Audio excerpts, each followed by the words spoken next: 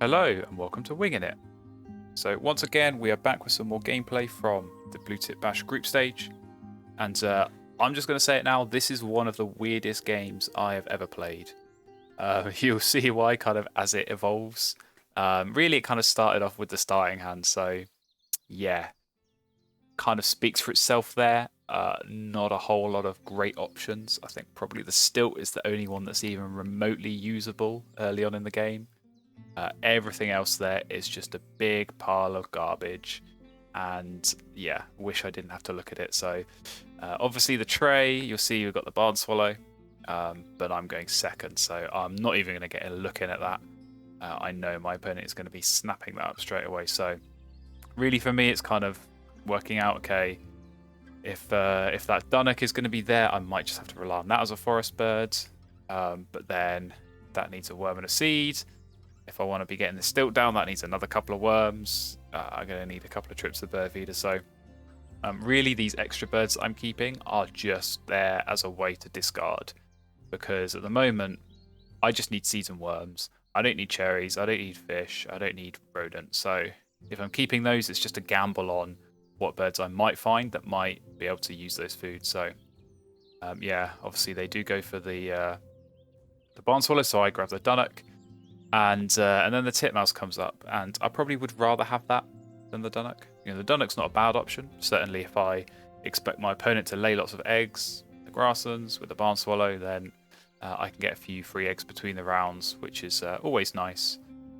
But I'd quite like the titmouse. I think it's maybe not as good as the nuthatches or the chickadees, but it's 4 points and a few cash food as well at the end of the game. Certainly can score pretty well.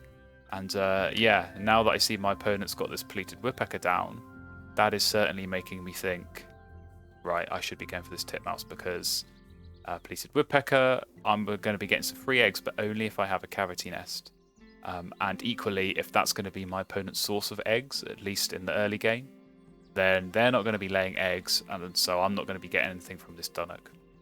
So you'll see I'm kind of nearly played the dunnock, thought about it, in the end go for the titmouse. And yeah, I feel like that was the right move. Like I say, just it's a bit of an insurance having the titmouse down. Just make sure that if my opponent is gonna use the pleated woodpecker, that I am at least getting some benefit from that. So yeah, obviously miss out on that first free egg, but now that I've got this titmouse down, that's just going to help out a little bit more. So unfortunately, they kind of took the worm that I wanted, or at least one of the worms that I wanted. So maybe getting this stilt down is going to take a little bit longer than I would have liked.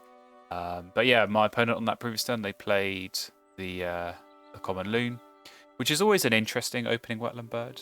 It's one of those where it gives cards to the players with the fewest wetland birds. And obviously at the moment, I haven't got any. So first of all, they can't really use that power.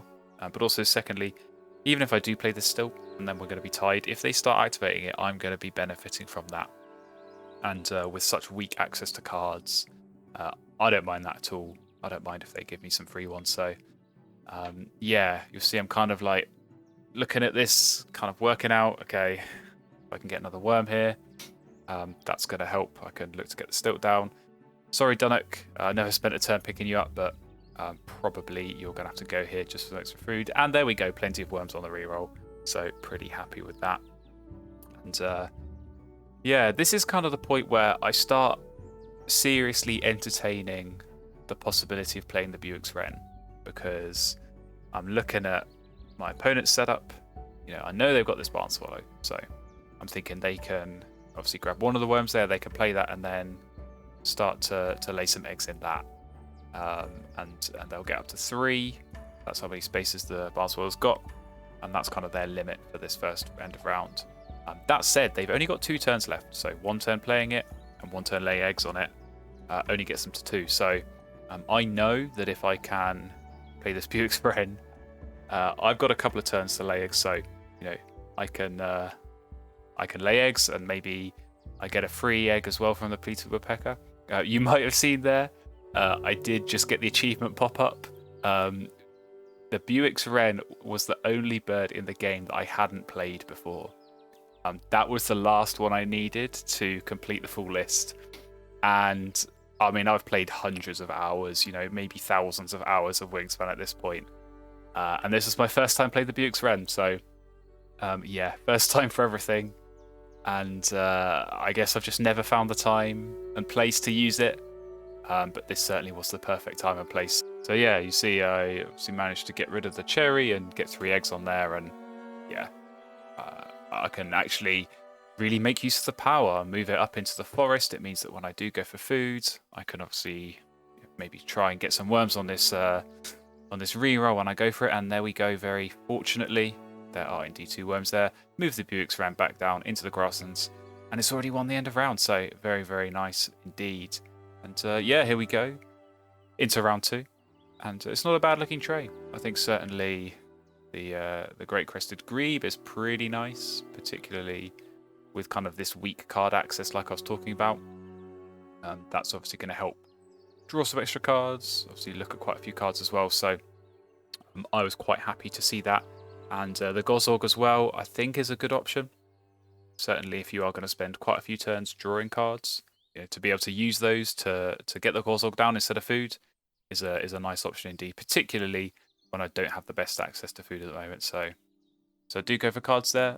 That's kind of mostly just as a way of feeding this Gozorg. My plan is to get it down and then go for food. So I want to be getting that second forest bird down, and potentially even moving that wren up to discard for some more food. But in the end, actually, the birds that I drew were pretty good. I think certainly the black tern, probably I would look to play that over the grebe at the moment. And even that Inca dove, you know, I've got quite a few potential platform nests in my hand. See, the Goshawk's gone down. I've got this black tern as well. Yeah, obviously getting rid of the grebe means that this black tern is probably going to be my priority. But also, you kind of look at this end of round, eggs in the platform nests. I don't really have a great egg source at the moment, so you know, if I can get this down potentially this round, that might come into play. But obviously, I'm just going to kind of need to monitor and see how we go. My opponent at the moment only has 3 spaces, so if it stays that way and I get this turn down, I might be able to get away with not playing the dove yet. But yeah, it's one of those where you kind of just wait and see, and just react to the situation as it comes up. But yeah, I think this turn for me, it's all about just getting the food to get this black tern down. I think, you know, the sooner I can get that down, the sooner I can just try and cycle through some cards a bit more. Obviously, it's going to help my opponent because they can now use that common loom power all to themselves and not worry about giving any free cards away to me. But I think just that extra card cycle, I mean, 4 points for 1 food as well is pretty decent. And the star nest helps for the end of round, like I said. Potentially, if I'm going to look to play this Inca dove at some point in the game, it's going to help for that as well. So yeah, I'm still getting some free eggs from this pleated woodpecker as well. So again, the star nest, the black tern, that's going to come in handy there. So yeah, I can get it down, and I've still got a couple of turns left. So for me, like I said, it's just about kind of monitoring the situation, kind of seeing, you know, is my opponent going to play any more platform nests at the moment? They have got quite a lot of food that they've been picking up, and certainly when you see your opponent sort of grabbing some rodents from the feeder, that makes you think they've probably got something that uses the platform nest, since most of those birds do eat rodents, or at least most of the birds that eat rodents have that platform nest. So there's an element of kind of guesswork, but also trying to sort of anticipate and infer what my opponent is doing. And yeah, they managed to find one of the few rodent birds that doesn't have a platform nest. But obviously that cavity nest is really good for them. The pleated woodpecker, they need as many spaces as they can get for that. So yeah, this turn I go for eggs, kind of twofold. You know, firstly, it helps me get the eggs down in this platform nest, like I said. That's kind of the priority.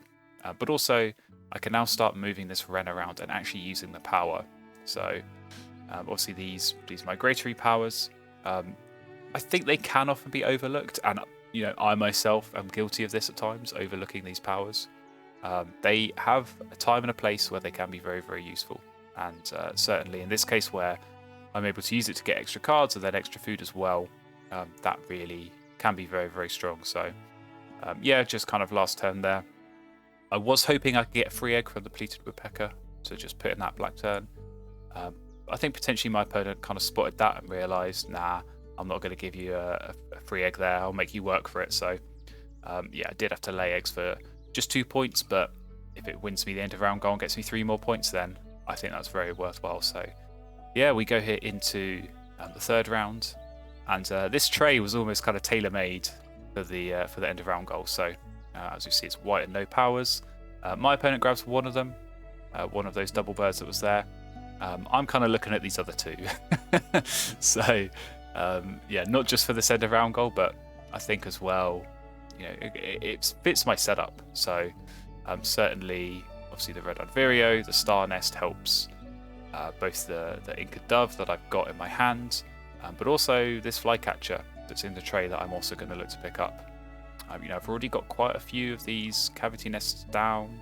I was quite surprised my opponent didn't pick it up purely because they've got quite a lot of cavity nests as well, thanks to their Pleated Woodpecker. So yeah, very, very odd hand here in that they're all white and no power birds, which is quite unusual.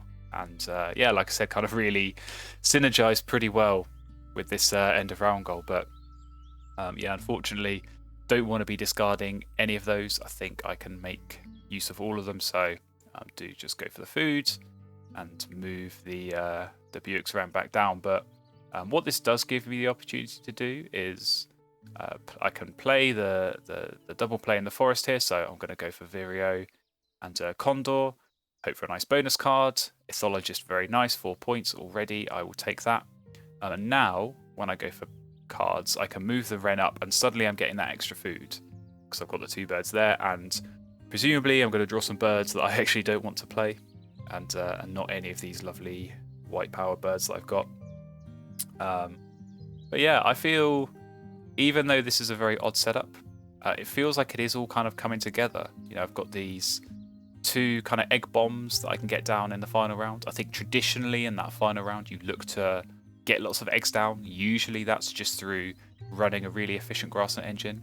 But here I can just play these 2 birds, so I think that's going to work pretty well. And yeah, you know, go for cards. Like I said, I'm not going to draw all the cards I want.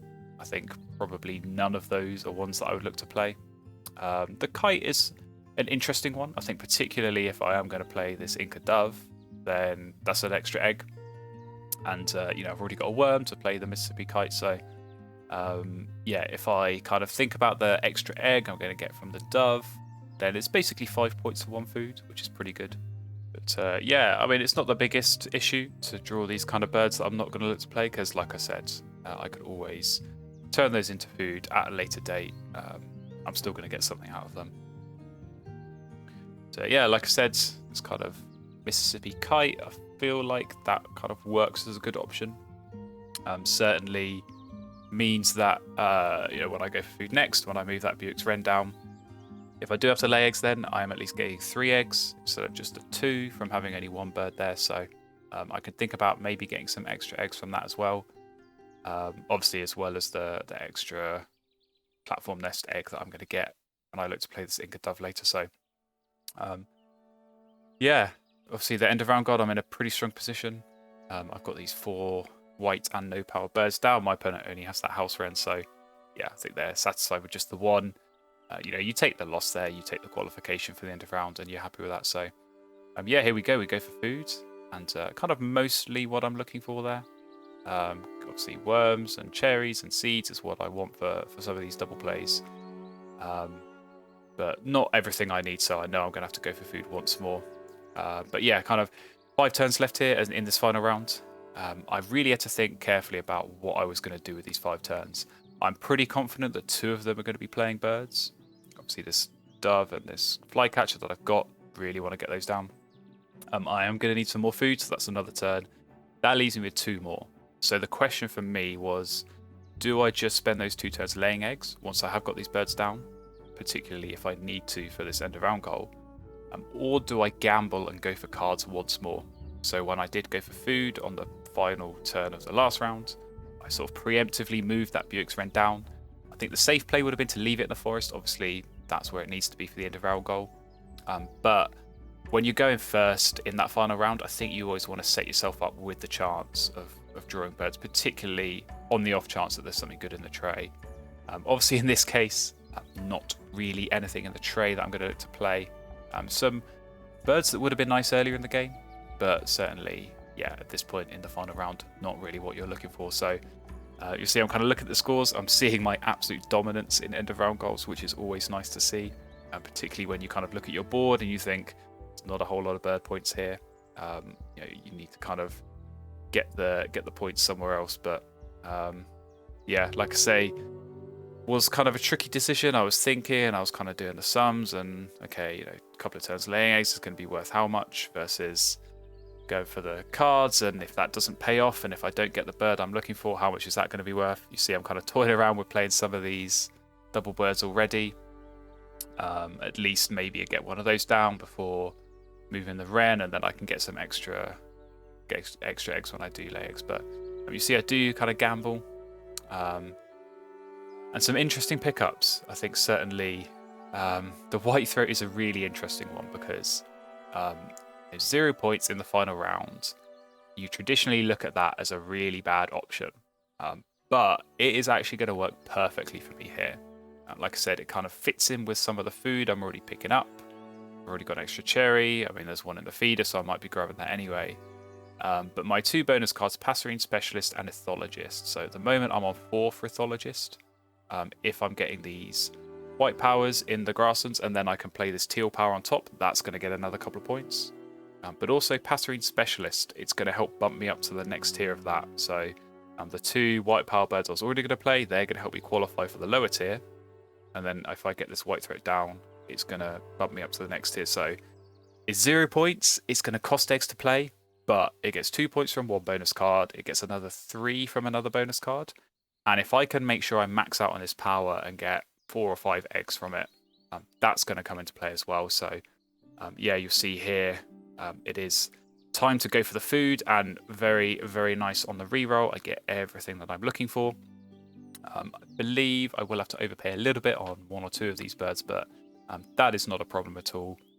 I've got enough food, and I'm not going to be laying eggs, so it's not like I need extra food to discard and get extra eggs that way. But yeah, here we go. It's kind of this time to get this this triple egg combo down, which is very unusual, I think, to say the least, for a final round. But it felt like it worked very cleanly here. So first of all, we go for the Inca Dove. Obviously that gives me 2 points, costs 1 egg. But then through this white power here, I'm able to get another 5 eggs back. So that's a 6-point play for 2 food, and it meets a bonus card. Very, very nice. And obviously gets a couple of eggs down in those platform nests up in the forest. So I can really kind of target this final end of round goal without having to lay eggs, because you kind of look at my opponent, they've only got 4 egg spaces, and their grasslands is kind of set up in a way that it's generating lots of points. So I think they're certainly going to be just laying eggs for the most of this final round. Obviously I'm going to get a few from that Meadowlark as well, so making sure I've got some ground nest spaces free is very nice. And next turn, there we go, Flycatcher goes down again, like the Inca Dove, gets me a few points and gets me plenty of eggs. So I think I gained about 10 eggs in those 2 turns, just by playing birds without actually having to lay eggs myself. And yeah, that felt very nice, like I said. And it's kind of set up perfectly here, because I've got those 2 eggs in the grasslands. I could play the white throat, discard both of those, and then this teal power is going to let me lay 1 egg on every bird in the grasslands, because there's no eggs there. That's how that teal power works. So yeah, very, very nice option to have that at the end of the game. Like I said, it's not every day you play a 0-point bird on the final turn and actually come out sort of 9 or 10 points ahead of where you would have been not playing it. So yeah, it's one of those rare cases where kind of these teal powers, actually playing them so late in the game is worthwhile. But there you go, I'm able to get that down, and I still have enough eggs in the forest to be able to win this end of round goal. And yeah, you know, it's always difficult in a game if you lose all the end of round goals. you can score well in all the other categories, but you're already 12 points back on your opponent, and it's just such a difficult deficit to kind of fight against. You know, I've had games where I've lost all the end of round goals, and you just feel like you've got a mountain to climb. And I think certainly that was the position my opponent was in there. You know, they had plenty of eggs, a few tuck cards, and some cash food as well alongside that. But yeah, when you lose the end of round goals, it's so tricky. But yeah, obviously get those eggs there from the white throat, which is very nice. Win the final end of round goal, and we go into the scores. So yeah, like I said, very odd game, but I did feel reasonably confident despite how strange it went. Did come out slightly ahead on the birds, a good number of bonus card points thanks to that white throat, and just look at that dominance on end of round goals, 22 points to 10. Like I said, hard to fight back from that. Obviously my opponent, they have plenty more eggs than me, but I had a few cached foods to go alongside that. They had the tuck cards, and there we go. It's a win in the end, 93 points to 80. And yeah, that did not feel like a 93-point game to me. I think, like I say, just the whole board looked like a bit of a mess. Really not the traditional build up a nice grasslands, lay lots of eggs, score points that way. Feel like I really had to kind of grind for this result. And yeah, make the most of those white powers at the end of the game, and obviously that very unusual white throat play as well. But really, for me, the MVP in this game, I'm sorry I ever doubted you, Buick's Wren. I should have played you a lot earlier. This was absolutely the game for you, I think. Yeah, just those extra eggs I was able to get thanks to the Polluted Woodpecker that my opponent was using. Obviously, Buick's Wren helped me win that first end of round goal at least, and then supporting for the final one as well. But just being able to move that through the habitats, get me some extra cards and some extra food right when I needed it. Really, really helpful here. And yeah, certainly feel like I really managed to use it to its full potential there. But yeah, hopefully you enjoyed watching that game. Like I said, very unusual, but very interesting. And you know, I always like to watch these kind of games that kind of go against the grain a little bit from what we're used to in Wingspan. But yeah, thank you very much for watching, and I will see you again in the next video.